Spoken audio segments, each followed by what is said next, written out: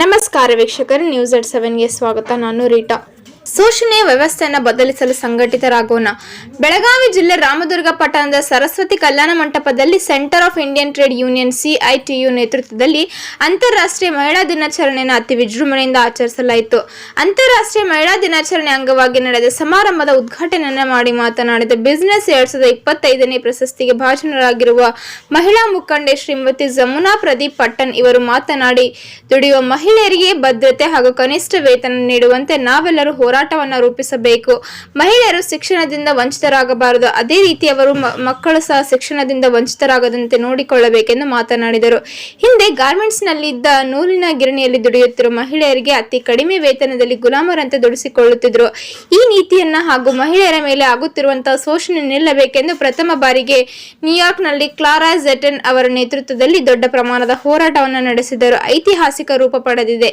ಅದೇ ನಿಟ್ಟಿನಲ್ಲಿ ಇವತ್ತು ಸಹ ಸರ್ಕಾರಗಳು ಮಹಿಳೆಯರನ್ನ ಗುತ್ತಿಗೆ ಆಧಾರದಲ್ಲಿ ಕನಿಷ್ಠ ವೇತನ ಇಲ್ಲದೆ ದುಡಿಸಿಕೊಂಡು ಗುಲಾಮರಂತೆ ಅವರ ಮೇಲೆ ಶೋಷಣೆ ಮಾಡುತ್ತಿದ್ದಾರೆ. ಆದ್ದರಿಂದ ಈ ಶೋಷಣೆಯಿಂದ ನಾವೆಲ್ಲರೂ ಹೊರಬರಬೇಕಾದರೆ ನಾವೆಲ್ಲ ಸಂಘಟಿತರಾಗಿ ಹೋರಾಟ ರೂಪಿಸಿದರೆ ಮಾತ್ರ ಮಹಿಳೆಯರ ಮೇಲಿನ ದೌರ್ಜನ್ಯ ನಿಲ್ಲಲು ಸಾಧ್ಯ ಎಂದು ಕಾರ್ಮಿಕ ಮುಖಂಡರಾದ GM ಜೆನೆಖಾನ್ ಅಧ್ಯಕ್ಷತೆಯನ್ನು ವಹಿಸಿ ಮಹಿಳೆಯರೆಲ್ಲರಿಗೂ ಒಗ್ಗಟ್ಟಾಗಿ ಹೋರಾಟಕ್ಕೆ ಮುಂದಾಗಿ ಎಂದು ಕರೆ ಕೊಟ್ಟರು. ಮಹಿಳೆಯರು ಪ್ರತಿಯೊಂದು ರಂಗದಲ್ಲಿ ಮುಂದೆ ಬರಬೇಕೆಂದು ಹಾಗೂ ಓದುವ ಹವ್ಯಾಸ ರೂಢಿಸಿಕೊಳ್ಳಬೇಕೆಂದು ಶಿಶು ಅಭಿವೃದ್ಧಿ ಯೋಜನಾಧಿಕಾರಿಗಳಾದ ಶ್ರೀ SB ಕುಂಬಾರ್, ದಾಸೋಹದ ಸಹಾಯಕ ನಿರ್ದೇಶಕರಾದ ಶ್ರೀ ರಾಜಶೇಖರ್ ಹಿರೇಮಠ್, ಮಾಜಿ ಜಿಲ್ಲಾ ಪಂಚಾಯತ್ ಸದಸ್ಯರಾದ ಶ್ರೀಮತಿ ರತ್ನ ಯಾದವಾಡ್ ಹಾಗೂ ನಾಗಪ್ಪ ಸಂಗೊಳ್ಳಿರವರು ಮಾತನಾಡಿದರು. ಸರಸ್ವತಿ ಮಾಳಶೆಟ್ಟಿ ಸ್ವಾಗತಿಸಿ ವಂದಿಸಿದರು. ತುಳಸಮ್ಮ ಮಾಳದ್ಕರ್, ಮೀನಾಕ್ಷಿ ಸಂಶಿ, ಮಾಲಾ ಇಳಿಗೇರ್, ರುಕ್ಮವ್ವ ಬಿಜನ್ನವರ್, ಶಕೀಲಾ ಮುಜಾವರ್, ತಾಹಿರ ಮಕಂದಾರ್, ಶೈಲಾ ಕುಂಬಾರ್, ಯಶೋಧ ಹೊಸಕೋಟಿ, ಜಯವ ನಿಂಗ್ರೆಡ್ಡಿ, ಶಕುಂತಲಾ ನಾರಾಯಣಕರ್, ಜಯಲಕ್ಷ್ಮಿ ಸಿದ್ದಿದಾವಿ, ಲೀಲಾವತಿ ಸನ್ಕಲ್, ಅಂಗನವಾಡಿ ನೌಕರರು, ಅಕ್ಷರ ದಾಸೋಹ ನೌಕರರು ನೂರಾರು ಸಂಖ್ಯೆಯಲ್ಲಿ ಭಾಗವಹಿಸಿದರು. ವರದಿ MD ಸಹಲ್ ಬೈರಕ್ದಾರ್, ನ್ಯೂಸ್ ಎಟ್ 7 ರಾಮದುರ್ಗ. ಜಗಳ ಅಂತಾರ ತಿಳ್ಕೊರಿ, ರಿಕ್ವೆಸ್ಟ್ ಅಂತಾರ ತಿಳ್ಕೊರಿ, ಏನಂತಾರ ತಿಳ್ಕೊರಿ. ಯಾಕಂದ್ರೆ ನಾವೆಲ್ಲ ಇನ್ಸ್ಟಿಟ್ಯೂಟ್ದವ್ರ ಮಕ್ಳು ಇರ್ಬೋದು, ಅಂಗನವಾಡಿ ಕಾರ್ಯಕರ್ತೆಯರ ಮಕ್ಳು ಇರ್ಬೋದು, ನಿಮ್ಮಷ್ಟು ಮಟ್ಟಿಗೆ ಹೋಗಾಕ ಆಗೋದಿಲ್ಲ. ಸಣ್ಣ ಪುಟ್ಟ ರಾಮದುರ್ಗದೊಳಗ ಒಂದು ಸಣ್ಣ ಇದಿರ್ತಾವಲ್ರಿ, ನಾವು ಈ ಬಟ್ಟೆ ಗಾರ್ಮೆಂಟ್ಸ್, ನಾವು ಹೋದ ವರ್ಷ ರಿಕ್ವೆಸ್ಟ್ ಮಾಡ್ಕೊಂಡಿದ್ದೆ ಮೇಡಮ್ ಅವ್ರಿಗೆ, ಅಂತ ಗಾರ್ಮೆಂಟ್ಸ್ ಮಾಡಿ ಮಹಿಳೆಯರಿಗೆ, ಯಾಕಂದ್ರೆ ಕಲಿತವ್ರಿಗೆಲ್ಲ ನೌಕರಿ ಬರ್ತದೆ ಅನ್ನಿಸ್ಕೊಡ್ರಿ, ಹೌದಲ್ರಿ, ಅಂತ ಗಾರ್ಮೆಂಟ್ಸ್ಗಳನ್ನ ಮಾಡಿ ಮಹಿಳೆಯರಿಗೆ ಇನ್ನೂ ನಮಗೆ ನೀವು ಜಾಸ್ತಿ ಸಪೋರ್ಟ್ ಕೊಟ್ಟರೆ ನಾವು ರಾಮದುರ್ಗ ತಾಲೂಕದ ಹೆಣ್ಮಕ್ಳು ಇನ್ನೂ ಜಾಸ್ತಿ ಪ್ರಬಲರ ಆಗ್ತೀವಿ ಅನ್ನುವಂಥ ಒಂದು ಭಾವನೆ ನಮಗೆ. ಅದಕ್ಕೆ ನಮ್ಮೆಲ್ಲ ಹೆಣ್ಣು ಮಕ್ಕಳ ಪರವಾಗಿ ರಿಕ್ವೆಸ್ಟ್ ಇಬ್ಬರಿಗೂ ಉದ್ಯಮಿಗಳಿಗೆ ಬಡ್ರಿ ಜೋರಾಗಿ ಚಪ್ಪಳ ಬೇಕಾಗ ಉದ್ಯೋಗ ಮಕ್ಕಳಿಗೆ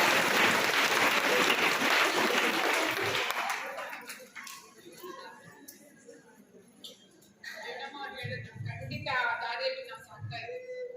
ಎಲ್ಲರಿಗಿಂತ ಹೆಚ್ಚಾಗಿ ನಾನು ಬೆಂಗಳೂರಲ್ಲಿ ಬೆಳೆದಿರ್ಬೋದು, ಅದೇ ಇನ್ನೆಷ್ಟು ಬೆಂಗಳೂರು ಯಾವಾಗ ಬರ್ತೀನಪ್ಪ ನಮ್ಮ ರಾಮದುರ್ಗ ಆ ಥರ ಏನು ಹೇಳಿದ್ರು ಅಂದ್ರೆ ಸುಮಾರು 627 ಜನ ಅಡಿಗೆಯವರು ಅದಾರೀ.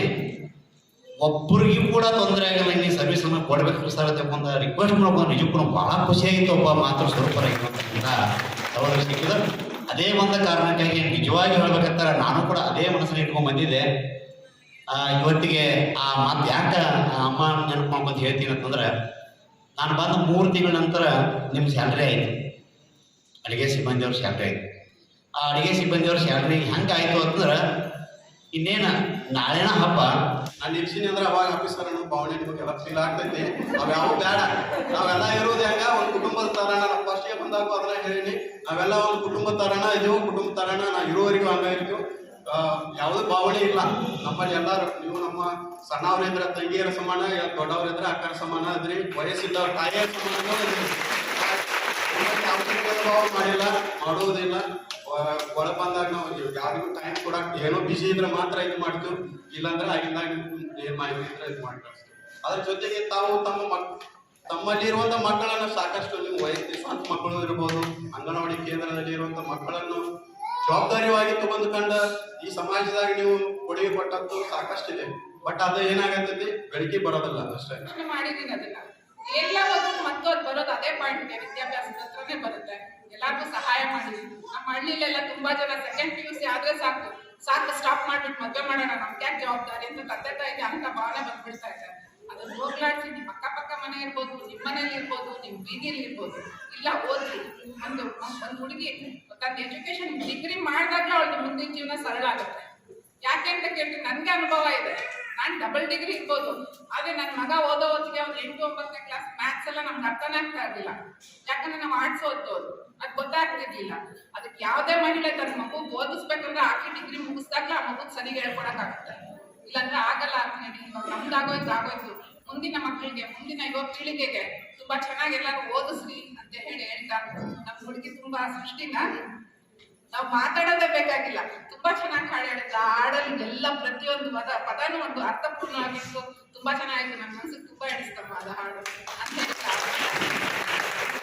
ತುಂಬಾ ಚೆನ್ನಾಗಿ ಹಾಡಿದ್ರೆ ನಾವೇನ್ ಮಾತಾಡಿದ್ದೆಲ್ಲ ಸುತ್ತ ಅವ್ರಿಗೆ ಒಂದು ಹಾಡಲ್ಲೇ ನಮ್ಮ ಮಹಿಳೆಯರ್ನೆಲ್ಲ ಹೇಳಿದ್ದು. ಅವ್ರಿಗೂ ಥ್ಯಾಂಕ್ಸ್ ಹೇಳ್ತಾ ಕಾರ್ಯಕ್ರಮ ಕರೆದು ಮಹಿಳೆ ಇದ್ರೆ ಹೆಂಗೆ ಪುರುಷ ಮುಂದೋಗ್ತಾನೆ ಅಂತಾರೆ. ನಮ್ಗೆ ಒಬ್ಬ ಮಹಿಳೆ ಇವತ್ತೇನಾದ್ರು ಸಾಧನೆ ಮಾಡ್ಬೇಕಾದ್ರು ಎಲ್ಲ ಅವ್ರ ಫ್ಯಾಮಿಲಿ ಸಪೋರ್ಟ್ ಇದ್ರೆ ನಿಜವಾಗ್ಲೂ ಖಂಡಿತ ಮಹಿಳೆ ಯಾವುದೇ ಅಡೆತಡೆ ಇರೋ ಗುರಿಯನ್ನು ಮುಟ್ಟಬಹುದು ಅಂತ ತುಂಬಾ ವಿಶ್ವಾಸದಿಂದ ಹೇಳಕ್ ಇಷ್ಟಪಡ್ತೇನೆ. ಅದೇ ತರ ನಾನಿವತ್ತು ಒಳ್ಳೆ ಮಹಿಳಾ ಉದ್ಯಮಿ ಪ್ರಶಸ್ತಿ ಸಿಕ್ಕಿದ್ದೇನೆ. ನೀವೆಲ್ಲರೂ ನಂಗೆ ಸನ್ಮಾನ ಮಾಡಿದ್ರಿ. ನಾನು ಆ ಪ್ರಶಸ್ತಿನ ಪಡ್ಕೋಬೇಕಾದ್ರು ನಾನೆಲ್ಲ ನನ್ನ ಫ್ಯಾಮಿಲಿ ನನ್ನ ಬೆನ್ನಿಂದ ನಿಂತಾಗಲೇ ನಾನು ಈ ಪ್ರಶಸ್ತಿನ ಪಡೆದೆ ಅಂತ ಹೇಳಕ್ ಇಷ್ಟಪಡ್ತೀನಿ. ಎಲ್ಲ ಮಹಿಳೆಯರಿಗೂ ನಿಮ್ಗೂ ಆ ತರ ಒಂದು ಒಳ್ಳೆ ಫ್ಯಾಮಿಲಿ ಸಿಗ್ಲಿ. ಆಮೇಲೆ ನೀವು ನಿಮ್ದು ಫ್ಯಾಮಿಲಿ ಇರ್ತೀರ, ನಿಮ್ ಫ್ಯಾಮಿಲಿ ಯಾರಾದ್ರೂ ಆ ತರ ಇದನ್ ಮಾಡಿದಾಗ ನಿಮ್ದೆಲ್ಲಾರು ಸಪೋರ್ಟ್ ನಾವು ಕೊಡ್ರಿ ಅಂತ ಹೇಳಕ್ ಇಷ್ಟಪಡ್ತೀನಿ. ಯಾಕಂದ್ರೆ ನಮ್ದು ಭಾರತದಲ್ಲಿ ಎಲ್ಲಾ ಕೋತಿಗಳನ್ನ ಒಂದೊಂದು ಪಂಜರದಲ್ಲಿ ಇಟ್ಟಿರ್ತಾರೆ. ಆದ್ರೆ ಎಲ್ಲಾ ದೇಶದ ಕೋತಿಗಳನ್ನ ಇಟ್ಟಿರ್ತಾರೆ. ನಾನು ಈ ತರ ಹೇಳ್ತೀನಿ ಅಂತ ದಯವಿಟ್ಟು ಬೇಜಾರು ಮಾಡ್ಕೊಬಿಟ್ರೆ ಅದೇನೋ ಒಂದು ತಮಾಷೆಗೆ ಏನಾದ್ರು ಇದ್ದಿರ್ಬೋದು. ನಮ್ಮ ಭಾರತ ದೇಶದ ಕೋತಿಗಳನ್ನ ಇಟ್ಟಿದ್ದ ಪಂಜರದ ಮಾತ್ರ ಓಪನ್ ಇರುತ್ತೆ, ಮೇಲ್ಗಡೆ ಎಲ್ಲ ಪಂಜರಗಳು ಕ್ಲೋಸ್ ಇರುತ್ತೆ. ಅವಾಗ ಕೇಳ್ತಾರೆ ಯಾಕೆ ಭಾರತ ದೇಶದ ಮಾತ್ರ ಇಟ್ಟಿದೆ, ಎಲ್ಲಾ ದೇಶದ್ದು ಮುಚ್ಚಿದೆ ಅಂದ್ರೆ, ನಮ್ಮ ಭಾರತ ದೇಶದ ಯಾವ್ದಾದ್ರು ಕೋತಿ ಮೇಲಾಗ್ತದೆ, ಇನ್ನೊಂದು ಕೋತಿ ಕಾಲಲ್ಲಿ ಅದನ್ನ ಹೊರಗೋಗಕ್ಕೆ ಬಿಡಲ್ಲ, ಯಾವ್ದೊಂದು ಇನ್ನೊಂದು ಎಳೆಯುತ್ತೆ. ಆತರ ನಮ್ಮಲ್ಲಿ ಏನಿದೆ ಅಂದ್ರೆ ಒಬ್ರು ಯಾರಾದ್ರೂ ಚೆನ್ನಾಗಿ ಆಗ್ತಾರೆ, ಈಗಿಲ್ಲ ಅನ್ಸುತ್ತೆ.